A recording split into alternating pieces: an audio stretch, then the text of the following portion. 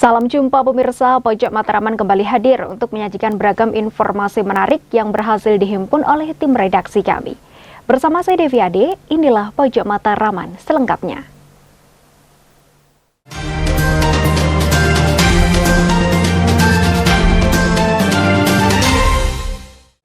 Pemirsa, DPRD Kabupaten Tulungagung bersama pemerintah Kabupaten Tulungagung menggelar rapat paripurna membahas penetapan rancangan peraturan daerah dan penyampaian rekomendasi LKPJ Bupati akhir tahun anggaran 2023. Dalam rapat tersebut, DPRD Tulungagung memberikan sejumlah catatan dan masukan untuk ditindaklanjuti.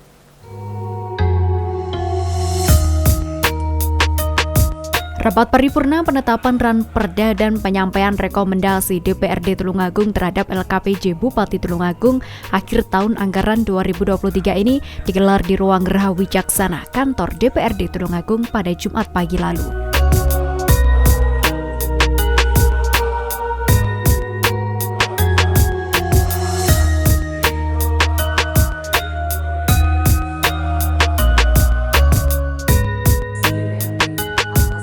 Hadir dalam rapat paripurna yang dipimpin Ketua DPRD Tulungagung Marsono tersebut, PJ Bupati Tulungagung Heru Suseno, Wakil Ketua DPRD Tulungagung beserta anggota, Sekda Tulungagung Tri Haryadi, serta sejumlah kepala OPD di lingkup Pemkab Tulungagung. Bismillahirrahmanirrahim. Pada hari ini Jumat tanggal 26 April 2024, rapat paripurna Dewan Perwakilan Rakyat Daerah Kabupaten Tulungagung dinyatakan dibuka dan terbuka untuk umum.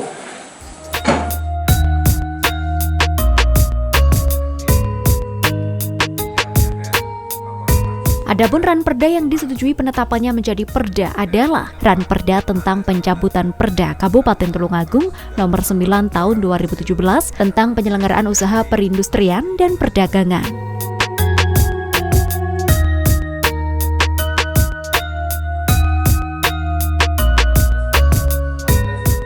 Hadirin beserta rapat paripurna yang berbahagia, berdasarkan kesimpulan hasil pembahasan Pansus 3 telah kami sampaikan, maka dengan mengucap Bismillahirrahmanirrahim, Pansus 3 merekomendasikan pada rapat paripurna hari ini menetapkan Rancangan Peraturan Daerah Kabupaten Tulungagung tentang pencabutan Peraturan Daerah Nomor 9 Tahun 2017 tentang penyelenggaraan usaha perindustrian dan perdagangan menjadi peraturan daerah.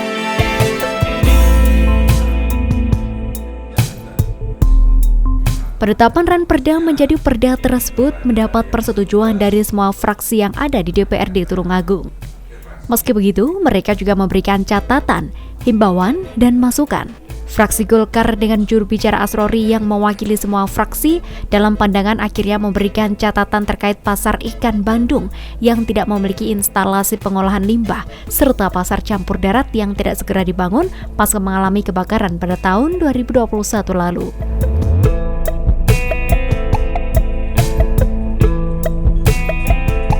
Terhadap penyampaian rekomendasi LKPJ Bupati Tulungagung tahun anggaran 2023. Selanjutnya, karena ada banyaknya catatan dari teman-teman fraksi, lintas fraksi dan fraksi Golkar sendiri, maka izinkan kami merangkum beberapa catatan yang perlu kami sampaikan kepada Bapak PJ Bupati untuk kiranya di kesempatan yang baik ini di hari Jumat dalam rapat paripurna yang terhormat ini, bersama-sama mari kita menolak untuk lupa bahwa terkait dengan satu hal. Satu adalah pasar campur darat, dan yang kedua adalah pasar ikan Bandung. Dua hal ini sangat urgent untuk kita laksanakan, dan jangan sampai kita lupa bahwa yang pertama di tahun 2021 terjadi kebakaran di pasar campur darat, dan sampai saat ini setelah 4 tahun, 3 tahun berjalan sampai 4 tahun, kita belum pernah sama sekali menyentuh untuk memperbaiki terkait dengan pasar campur darat, dan akhirnya yang terjadi para pedagang kita secara swakelola dan swadaya membuat lapak-lapak miliknya masing-masing. Yang kedua adalah pasar ikan Bandung.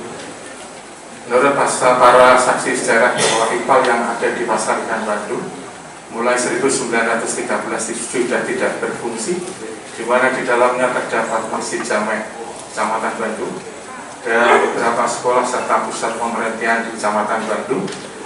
Tetapi karena IPAL yang tidak berfungsi dan yang paling akhir bahwa akan mendapatkan bantuan IPAL, namun demikian akhirnya tidak terjadi, mohon akhirnya ini menjadi perhatian tersendiri. Selain menyetujui Ranperda tentang penyelenggaraan usaha perindustrian dan perdagangan menjadi perda, dalam rapat paripurna tersebut disetujui pula rekomendasi LKPJ Bupati Tulungagung tahun anggaran 2023. Namun demikian, Badan Anggaran DPRD Tulungagung dalam penyampaian laporan yang dibacakan oleh juru bicara Andri Santoso memberikan 9 catatan guna perbaikan di masa mendatang untuk ditindaklanjuti oleh Bupati Tulungagung. Hadirin peserta rapat paripurna yang berbahagia. Pada kesempatan ini, Badan Anggaran memberikan catatan-catatan guna perbaikan di masa mendatang yang perlu ditindaklanjuti oleh Bupati Tulungagung sebagai berikut. 1. Pembangunan infrastruktur masih belum sesuai target sehingga perlu dimaksimalkan. 2. Cakupan BPJS masih belum sesuai dengan target yang diharapkan sehingga perlu dilakukan evaluasi dan dimaksimalkan. 3. Mengharap pemerintah daerah segera memberikan pedoman pelaksanaan program padat karya infrastruktur guna menciptakan lapangan kerja. 4. Permasalahan penerangan jalan umum mohon lebih diperhatikan. 5. Kebijakan pemerintah dalam meningkatkan kualitas hidup cukup berhasil, terlihat pada indeks pembangunan manusia yang meningkat tahun 2023. 6.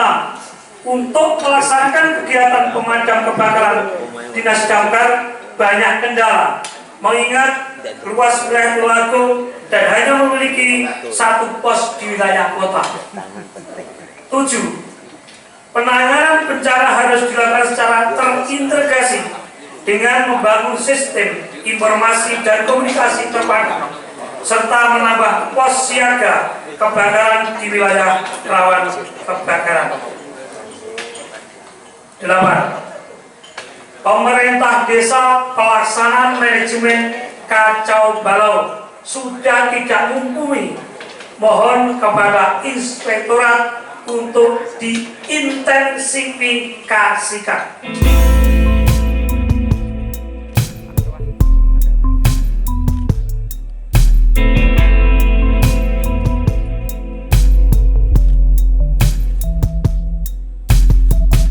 Sementara itu, PJ Bupati Tulungagung Heru Suseno dalam sambutannya menyatakan terima kasih pada pimpinan dan anggota DPRD yang telah menyetujui LKPJ Bupati tahun anggaran 2023 dan penetapan Ranperda tentang pencabutan Perda Kabupaten Tulungagung nomor 9 tahun 2017 tentang penyelenggaraan usaha perindustrian dan perdagangan menjadi perda. Terkait sejumlah catatan yang diberikan DPRD, pihaknya akan menjadikan hal itu sebagai prioritas untuk ditindaklanjuti.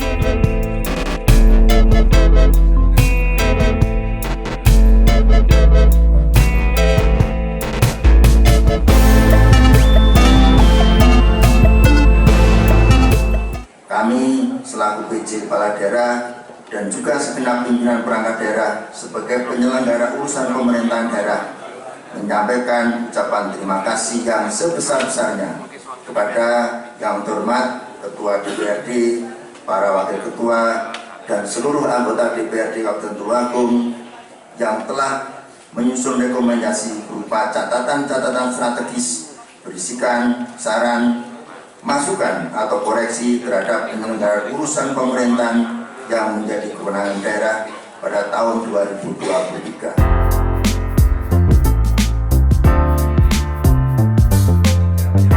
Sebelumnya, rapat paripurna juga disampaikan laporan hasil reses anggota DPRD Tulungagung yang dibacakan oleh Haji Kamim pada setiap dapil yang dikunjungi. Masyarakat rata-rata mengeluhkan infrastruktur jalan yang rusak serta persoalan pupuk bersubsidi.